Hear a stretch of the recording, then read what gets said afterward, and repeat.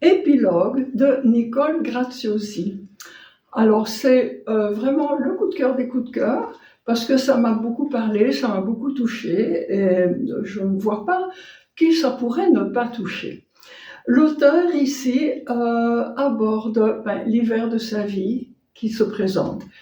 Et donc voilà, c'est un sujet grave, pas sinistre, hein, c'est pas du tout sinistre, mais bon, voilà, c'est difficile parfois d'envisager et de supposer comment ça va être, et puis de constater que finalement, ce n'est pas mal non plus.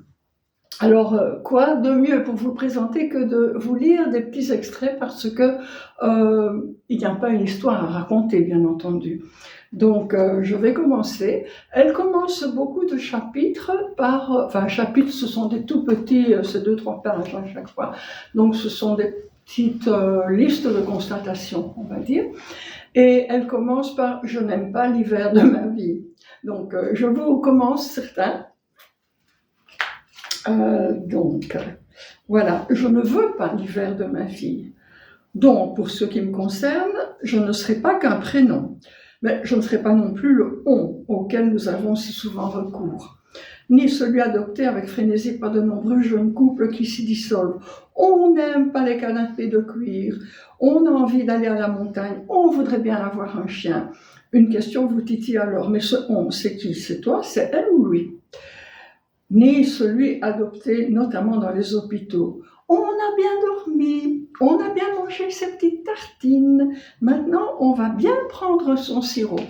Voilà, donc on comprend tout de suite qu'elle résiste avec élégance et talent. Elle n'a pas du tout envie de ce genre de situation. Alors, je ne veux pas l'hiver de ma vie.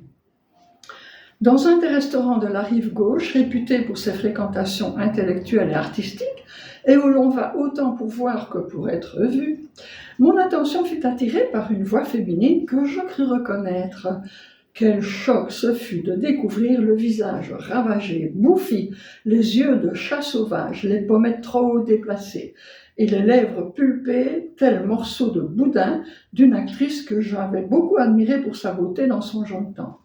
Pitoyable spectacle. Voilà, je me fais aussi ce genre de réflexion de temps en temps, avec un brin d'effroi, je dois dire.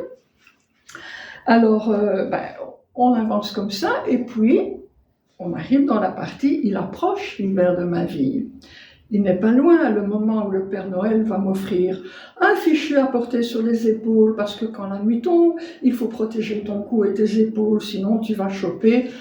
Des variantes existent, tu vas nous choper ou bien tu vas encore nous choper. Une chancelière pour ne pas avoir froid aux pieds lorsque tu regardes la télévision, etc., etc. Bon, j'avoue que j'ai offert une chancelière à mon papa. J'espère qu'il était content quand même. Et puis, alors elle arrive à l'hiver de la vie de son compagnon, qui arrive dans le même hiver, évidemment. Là, je ne vais pas m'étendre, je vous laisse découvrir, c'est très, bon, c'est très humain, c'est voilà, le couple qui arrive à la fin, et chacun à sa façon. Donc, à la fin, on n'est pas encore à la fin, mais l'hiver, voilà, c'est l'hiver. Elle dit « Je n'aime pas l'hiver de l'autre ». Et là, il y a quelques épisodes assez enchanteurs sur l'hiver de l'autre, mais voilà, qui ne fait rien de bien désagréable, il est simplement dans son hiver à lui. Et puis, voilà, ça termine quand même parce que l'auteur est une personne dynamique et artistique qui, bon, on la sent cultivée, intéressée à beaucoup de choses, et donc on arrive à su au blabla. J'aime l'hiver de ma vie, je l'aime l'hiver de ma vie, comme j'en ai aimé toutes ces saisons. Je l'aime comme j'ai su en aimer toutes les saisons.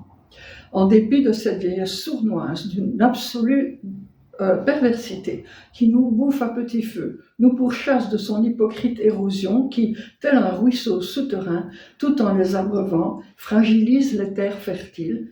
J'aime l'hiver de ma vie. Voilà, et voilà, ça termine plus ou moins de cette façon positive. On accueille ce qu'on ne peut pas refuser, ou alors on va être vraiment malheureux pendant l'hiver. Et j'ai vraiment aimé, c'est une écriture distinguée, élégante, enfin, et puis tout à fait réaliste, hein. Ce n'est pas juste des effets de mots, c'est très bien senti. Voilà, ben, bravo Nicole Graciosi, c'est le premier livre d'elle que j'ai découvert chez Chloé Delis, et ce ne sera pas le seul, parce que je compte déjà continuer. Alors voilà, chez Chloé Delis, épilogue de Nicole Graciosi.